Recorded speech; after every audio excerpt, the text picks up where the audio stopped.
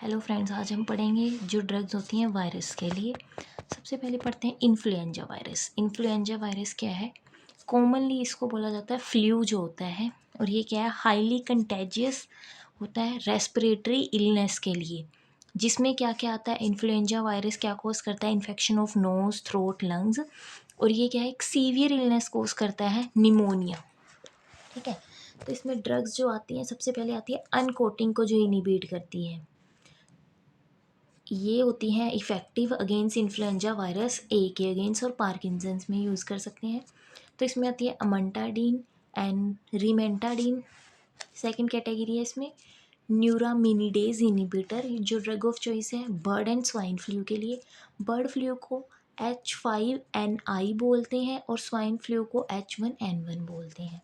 ठीक है। तो इसमें आती है ओसेल्टामिवीर एंड जोनामिवीर एंड पैरामिवीर।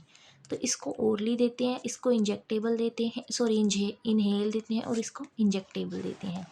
नेक्स्ट आती है पॉलीमरेज इनिबिटर, जिसमें आती है बेलोक्सावीर। ओनली सिंगल डोज ही इसकी काफ़ी है। नेक्स्ट आता है हमारे पास हर्पस वायरस। हर्पस वायरस को हम बोलते हैं ह्यूमन हर्पस वायरस, जिसमें आता है 1, 2, 3। 1 को हम बोल सकते हैं हर्पस सिम्प्लेक्स वायरस एंड, और ये इसमें क्या होता है, ये इफेक्टिव होता है म्यूकोक्यूटेनियस एंड स्किन पे। एंड HSV वायरस 2 ये जेनिटल पे इफेक्ट करता है। एंड ह्यूमन हर्पस वायरस 3 जो होता है, जिसको वेरिसेला जोस्टर भी बोलते हैं, ये चिकन पॉक्स कोज करता है। तो इसका ट्रीटमेंट कैसे, एक आता है साइटोमेगैलो वायरस CMV। तो ट्रीटमेंट क्या है कि जो है हर्पस वायरस 1, 2, 3 ये है, इनका क्या है सेम ट्रीटमेंट। असाइक्लोवीर जो है ड्रग ऑफ चॉइस रहती है। असाइक्लोवीर भी क्या है, अकेली जो होती है ना, ये ह्यूमन सेल में काम नहीं करती क्योंकि ये प्रो ड्रग है।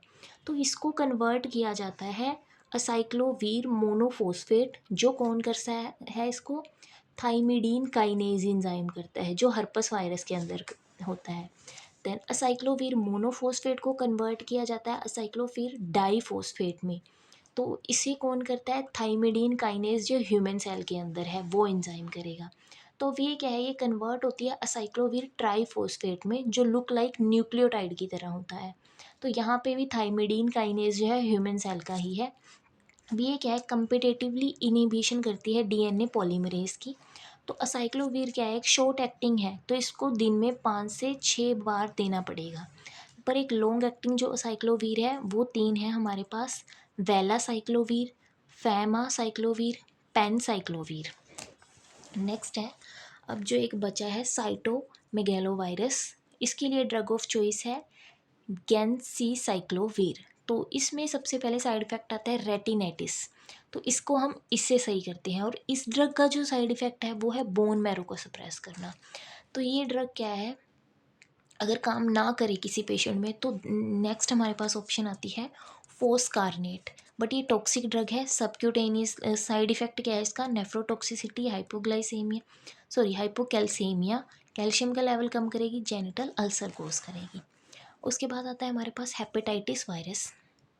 हेपेटाइटिस वायरस में क्या आता है, सबसे पहले ए वायरस में, ये क्या है, सेल्फ लिमिटिंग एक्शन है इसका। ठीक है, इसके लिए हमें एंटीवायरल ड्रग्स की ज़रूरत नहीं है। देन हेपेटाइटिस बी, ये है क्रोनिक एंड एक्यूट। क्रोनिक के लिए जो ड्रग्स हैं वो है टीनोफोवीर, ईटा, एंटेकेविर।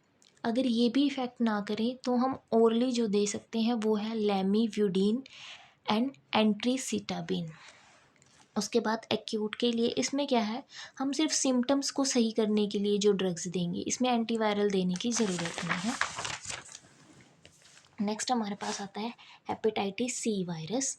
तो इसमें क्या है, ओनली इंजेक्टेबल ड्रग्स देंगे, जो है रिबाविरिन एंड इंटरफेरिन। ये टॉक्सिक है और इसको मेनली यूज़ करते हैं।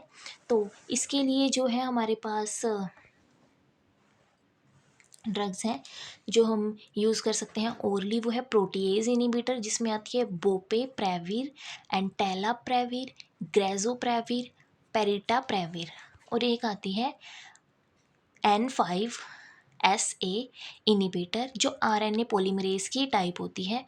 तो इसमें आती है इल्बासवीर, लेडी पैसवीर एंड डेक्लेटासवीर, और एक है पिन ब्रेंटासवीर।